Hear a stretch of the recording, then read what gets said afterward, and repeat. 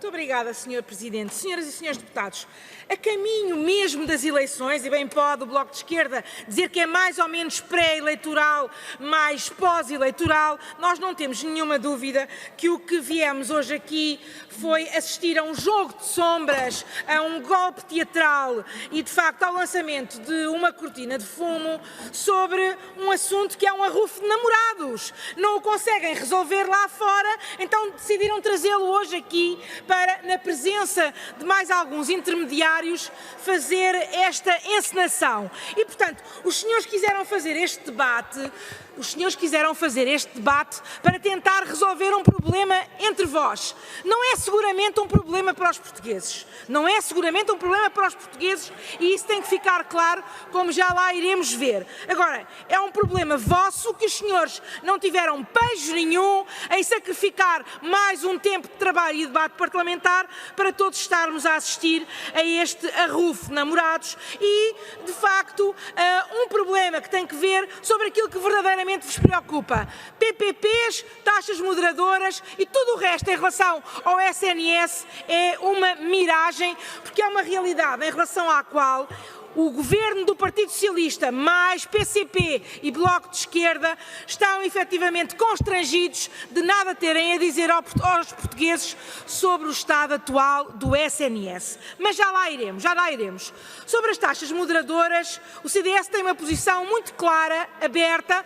Debatemos-lo, veja lá, Sr. Deputado, há 15 dias na especialidade, que é o que os senhores querem fazer agora. Portanto, nós debatemos isto no âmbito da Lei de Bases e dissemos claramente que, de facto, os mais vulneráveis, como aqui já foi dito, estão protegidos e que nunca será por via da insuficiência económica ou por via de situações de saúde pública ou doença grave que os portugueses estão impedidos de ter acesso ao SNS. Portanto, nós estamos confortáveis, eu vejo a vossa irritação.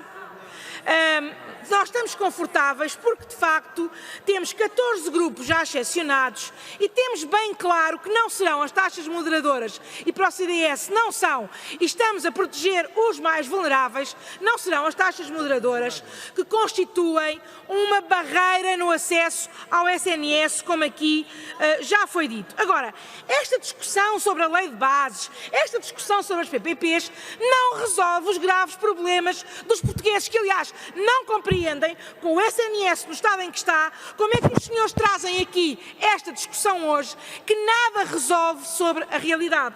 Porque o senhor deputado Moisés Ferreira falou de barreiras do acesso ao SNS, falou de dificuldades no acesso ao SNS.